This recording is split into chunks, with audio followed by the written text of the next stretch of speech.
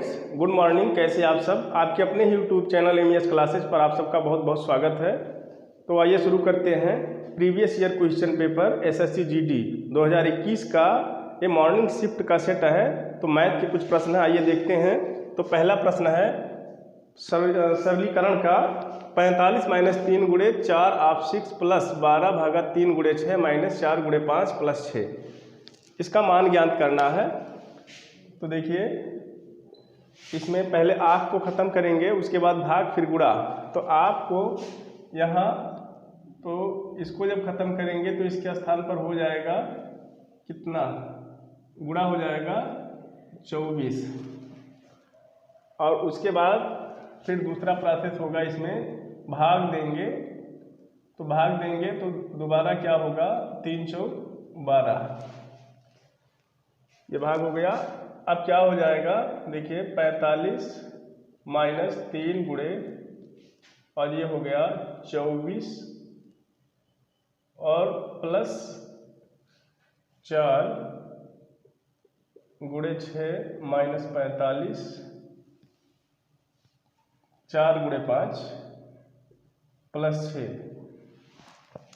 अब देखिए, अब इसमें गुणा हो जाएगा 45 - 3 गुणे ये 24 और ये 6 × 4 = 24 - 20।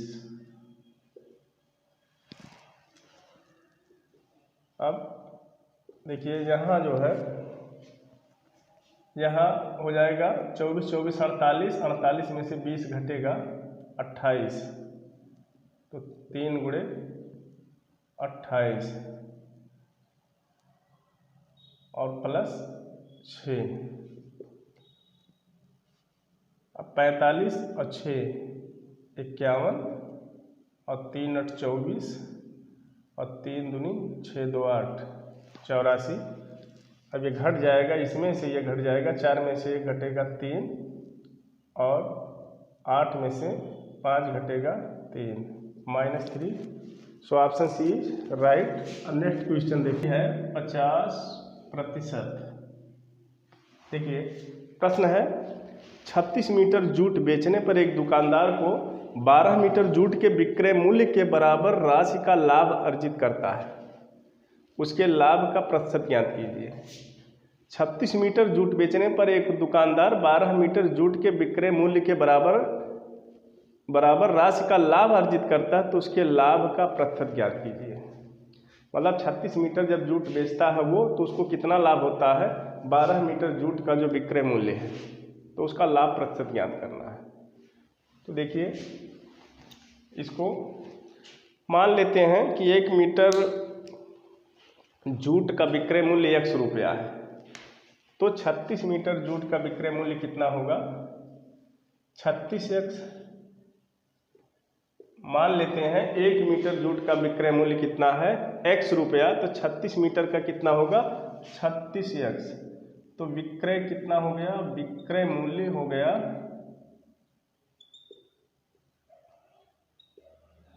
36x। अगर 1 मीटर का हमने ₹100 माना है, तो लाभ कितना हुआ, लाभ हो गया 12 मीटर जूट के विक्रय मूल्य के बराबर। इसका मतलब 12x इसको लाभ हुआ। तो क्रय क्या है, क्रय मूल्य निकाल लेंगे पहले। तो क्रय मूल्य बराबर क्या होता है, विक्रय मूल्य माइनस लाभ। तो 36x - 12x बराबर हो गया 24x। अब देखिए, प्रतिशत लाभ निकालना है, प्रतिशत लाभ। तो प्रतिशत लाभ निकालने के लिए लाभ बटे क्रय मूल्य गुणे 100। तो लाभ कितना है, 12x, क्रय मूल्य कितना निकला, 24x, और गुणे 100, 12 दूनी 24, 50%। तो कौन सा ऑप्शन सही है, option D is right. Next question अब देखिए है 620। अब देखिए प्रश्न है, 12% आप 4%, आप 7%, आप 2 गुणे 10 के घाते 6। तो देखिए इसको पहले आप खत्म करेंगे तो सब गुणा हो जाएगा, और 12% का मतलब हुआ 12/100 गुणे 4/100 गुणे 7/100 और गुणे 2 गुणे 10 के घाते 6 का मतलब 1 के आगे हो गया 6 0, 2 2 4 2 6। अब देखिए ये दोनों इससे कैंसिल हो गया, ये दोनों और ये दोनों इससे। अब हो गया 12 चौक 48, 7 दूनी 14, 48 गुणे 14, 4 8 32 और 4 चौक 16 और 3 19, 48, 2 9 8 17, 4 1 5 1 6, ये आ गया 672। तो ऑप्शन सी इज राइट। अब नेक्स्ट क्वेश्चन देखिए, 30 सही 8/31%। देखिए प्रश्न बहुत अच्छा प्रश्न है। प्रश्न है एक बल्लेबाज ने 124 रन बनाए, टोटल के 124 रन बनाए, जिसमें 6 चौके और 10 छक्के शामिल थे। तो उसके कुल स्कोर में से कितने प्रतिशत रन विकेटों के बीच दौड़कर बनाए गए? उसने कितने चौके मारे? 6 चौके मारे और 10 छक्के मारे। टोटल 124 था, तो विकेटों के बीच दौड़कर कितने रन बनाए? तो विकेटों के बीच दौड़कर बनाए गए रन 124 में से चौके छक्के वाले रन घटा देंगे और फिर उसका प्रतिशत निकाल लेंगे। तो देखिए विकेटों के बीच दौड़कर बनाए गए रन, दौड़कर बनाए गए रन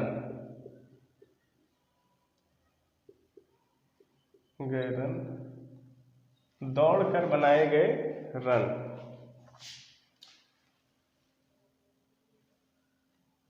बराबर कितना हो जाएगा? टोटल 124 रन था, इसमें से छक्का और चौका वाला घटा लेंगे तो 6 चौके हैं तो 6 गुणे 4, और फिर छक्के कितने हैं? 10, तो 10 गुणे 6, 124 माइनस 6 चौ 24 और माइनस 60।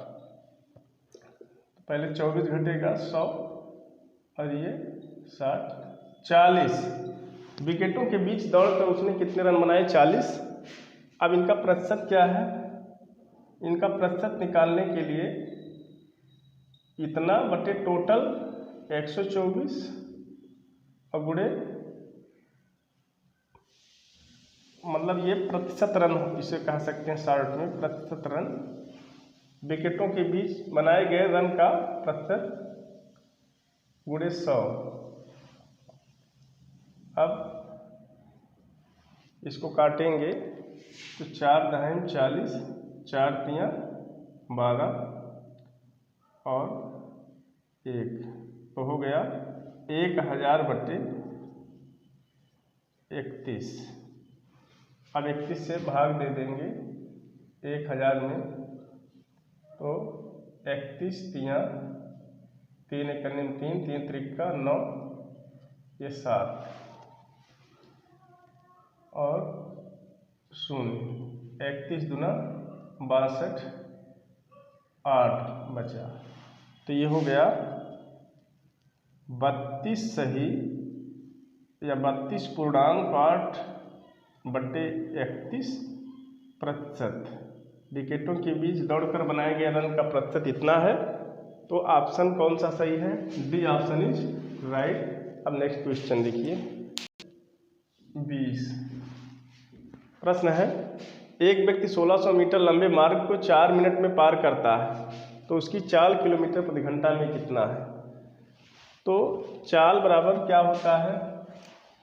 चाल बराबर दूरी बटे समय।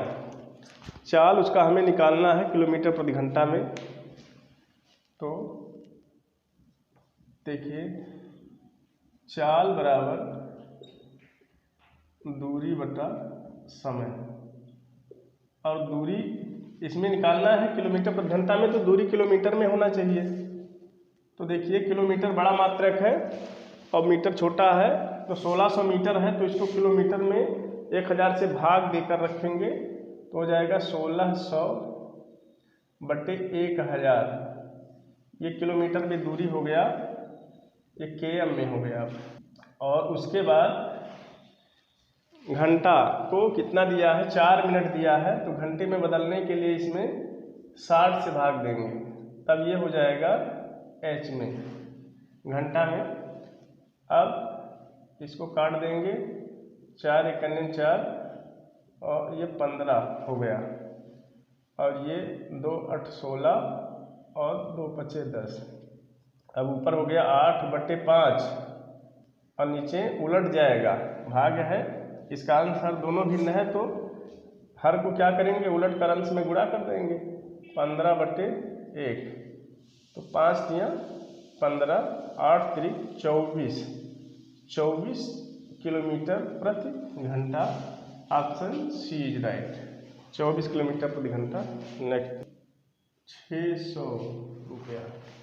देखिए प्रश्न है, जब विक्रय मूल्य में ₹132.60 की वृद्धि होती है तो 10(1/2% की हानि 11(3/5% के लाभ में परिवर्तित हो जाती है।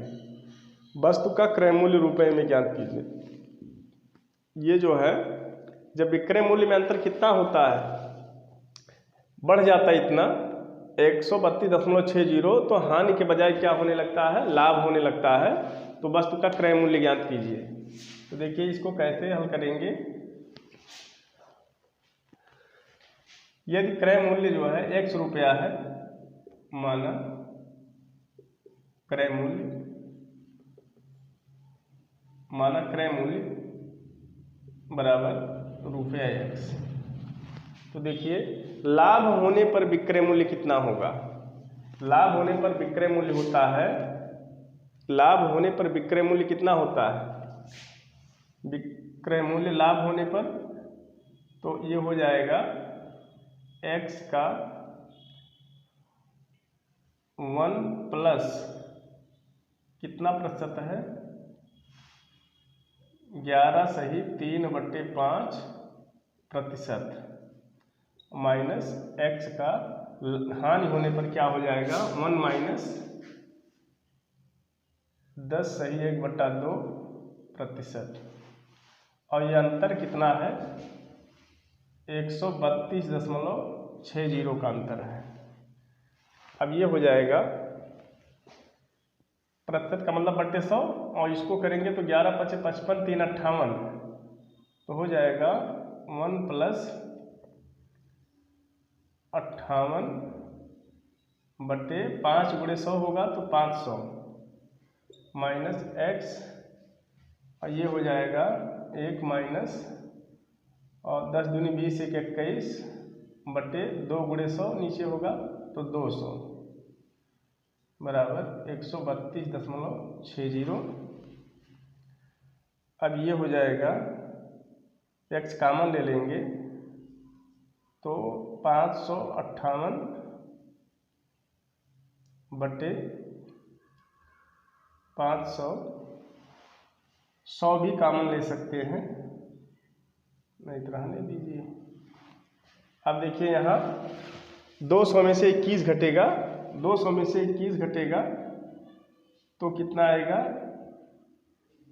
200 में से 21, 10 में से 1 घटाएंगे 9, 9 में से 2 7, 179, 179 बटे 200 बराबर 132.60। अब देखिए इसका लघुत्तम हो जाएगा 1000, 2 का गुणा इसमें, 2 × 8 = 16, 2 × 5 = 10 = 11, 2 × 5 = 10 = 11, और ये हो जाएगा 5 × 9 = 45, और 5 × 7 = 35, और 4 × 39, और 5 × 1 = 5, 3 = 8, इतना 132.60। देखिए 1000 उधर जाएगा, गुणा होगा तो ये दशमलव खत्म हो जाएगा, 1 जीरो और बढ़ जाएगा।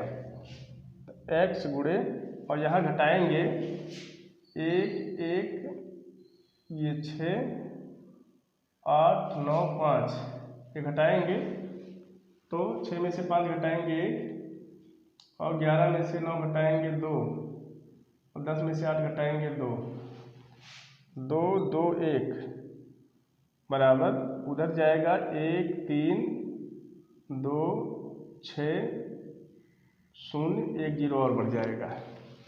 अब इसका 6 बार जाएगा कटेगा तो 6 बार इतना आएगा 00, तो x बराबर ₹600। तो ऑप्शन इसका कौन सा सही है? D option, D option is right. 72 km प्रति आवर। देखिए 720 मीटर लंबी एक ट्रेन 210 मीटर लंबे सुरंग को 48 सेकंड में पार करती है। ट्रेन की चाल ज्ञात कीजिए। देखिए किसी ट्रेन को जब खंभे को या किसी व्यक्ति को पार करना होता है तो उसे अपने लंबाई के बराबर दूरी तय करना पड़ता है, लेकिन यहाँ क्या है, सुरंग है। सुरंग या प्लेटफार्म को पार करने के लिए रेलगाड़ी को अपनी लंबाई और प्लस उस प्लेटफार्म या सुरंग की लंबाई दोनों के योग के बराबर दूरी चलना पड़ता है। तो चाल इसका निकालना है। तो यहाँ चाल बराबर क्या होता है? चाल बराबर होता है दूरी बटे समय। चाल बराबर दूरी बटे समय। देखिए चाल बराबर दूरी बटे समय। अब दूरी कितना चलना पड़ रहा है? जितना इसकी लंबाई है और प्लस जितना प्लेटफार्म की लंबाई है सुरंग की, मतलब ये हो गया रेलगाड़ी ट्रेन की लंबाई और ये इसका सुरंग का। और समय कितना लग रहा है? 48 सेकेंड। ये टोटल किस में है? मीटर में। और ये किस में है? सेकंड में। देखिए साथ साथ इसको भी बदलते चलते हैं। ये हो गया 7 2 960, 960 बटे 48 और 1 मीटर में कितने किलोमीटर होता है? 1 बटे 1000, तो गुणे 1 बटे 1000, ये अब किलोमीटर में हो गया। और नीचे गुणे 1 बटे 3600, अब ये हो गया घंटे में। देखिए इसको ऐसे रहने देंगे, इसको उलट कर गुणा कर देंगे, फिर काट देंगे। 960 बटे 48 और गुणे 1 बटे 1000 गुणे 3600 बटे 1। अब ये दोनों जीरो यहाँ से कैंसिल हो गया और ये इससे।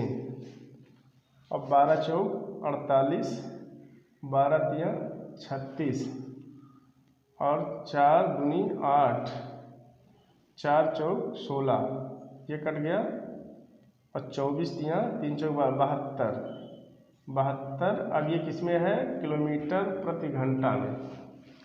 तो option D is right, 72 kilometre प्रति घंटा होगा। नेक्स्ट क्वेश्चन देखिए, यह है 8। देखिए प्रश्न है, यदि दो संख्याओं का औसत 13 है, औसत क्या होता है? संख्याओं का योग बटे 2, उनके गुणनफल का वर्गमूल 12 है, तो संख्याओं के बीच का अंतर ज्ञात करना है। तो मान लेते हैं संख्या x और y है। मान लिया संख्याएं x और y हैं, तो क्या दिया है? पहले इनका औसत दिया है, तो x प्लस y बटे 2 बराबर 13 है। तो x प्लस y बराबर कितना हो गया? 13 दूनी 26, ये हो गया 26। और क्या दिया है? इनका वर्गमूल दिया है, √xy इनका वर्गमूल होगा। इनके गुणनफल का वर्गमूल कितना दिया है? 12। तो x y बराबर जब दोनों पक्षों का वर्ग करेंगे तो 144 हो जाएगा। Equation number 1, equation number 2। देखिए निकालना क्या है, x माइनस वाई निकालना है। तो दोनों में देखिए x plus y x minus y में क्या संबंध है, x माइनस वाई का होल स्क्वायर बराबर x प्लस वाई का whole square minus 4xy minus 4xy। अब देखिए x प्लस वाई की वैल्यू कितना है 26 और 4 गुणे xy है 144।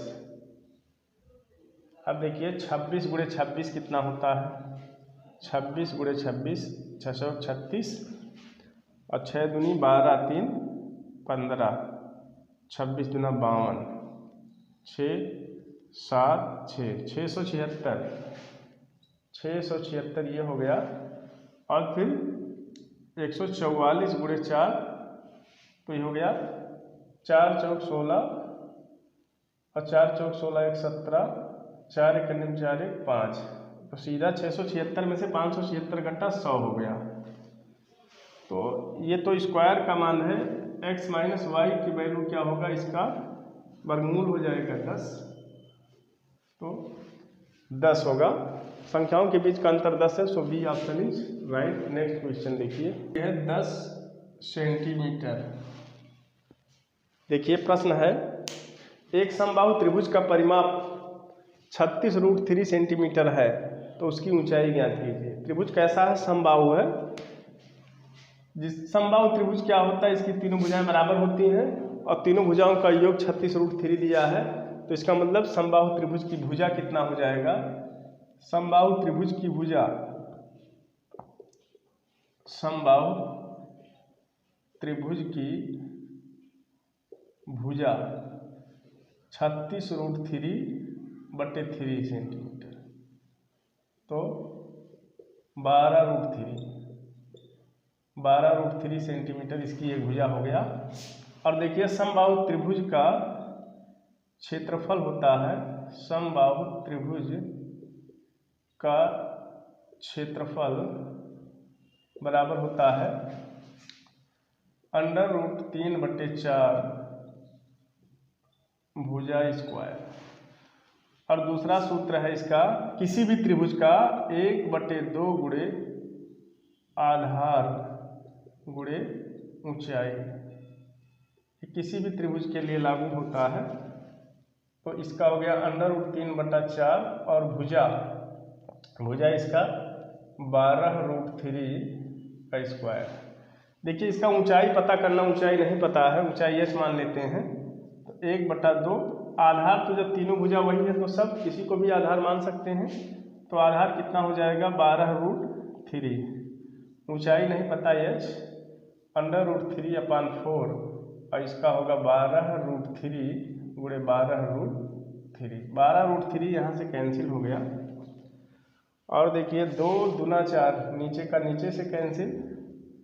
अब h बराबर और फिर 2 छक 12 और √3 का √3 में गुणा हुआ 3 हो गया और 6 त्रिक 18 सेंटीमीटर। 18 सेंटीमीटर कोई ऑप्शन है, हाँ ये ऑप्शन इज राइट, 18 सेंटीमीटर होगा। 7 देखिए सिंप्लीफिकेशन का प्रश्न ये है। तो इन सब प्रोसेस में सबसे पहले क्या करते हैं, सबसे पहले इसमें भाग है, भाग वाला। तो देखिए यहाँ जो है 6 में भाग है 3 से, तो अब इसके स्थान पर क्या हो जाएगा, 3 दूना 6 केवल 2, और यहाँ है तो इसका भाग है तो इसके स्थान पर हो जाएगा 9 केवल। भाग के बाद गुणा का नंबर आता है, तो गुणा कर लीजिए, 3 7 21 प्लस 5 माइनस 2 माइनस 9 प्लस, और ये हो गया यहाँ 9 हो गया, 9 चौक 36 माइनस 45। देखिए अब यहाँ प्लस कौन कौन है, 21 5 26 26 और 36, तो तो 26 और 36 ये प्लस है, 6 6 12 और 3 2 5 1 6, ये हो गया 62। और माइनस में कौन कौन है, ये 3 माइनस में है, 45 और 9 2 11, 45 और 9 2 11, 5 1 6 और 4 1 5, -56। अब घटा लेंगे, ये 12 में से 6 घटाएंगे 6, 5 में से 5 गए कुछ नहीं। अब ये 6 आ गया, so option c is right. हाँ देखिए, आप लोग जो है यदि वीडियो पसंद आया हो तो लाइक ज़रूर करिए, और कुछ आपकी अगर डिमांड हो, कुछ आप कहना चाहते हैं तो कमेंट ज़रूर करिए, और वीडियो स्किप मत करिए, शुरू से अंत तक देखेंगे तब आपको समझ में आएगा, तब इंटरेस्ट आएगा। बस इसी के साथ हम कल बताएंगे।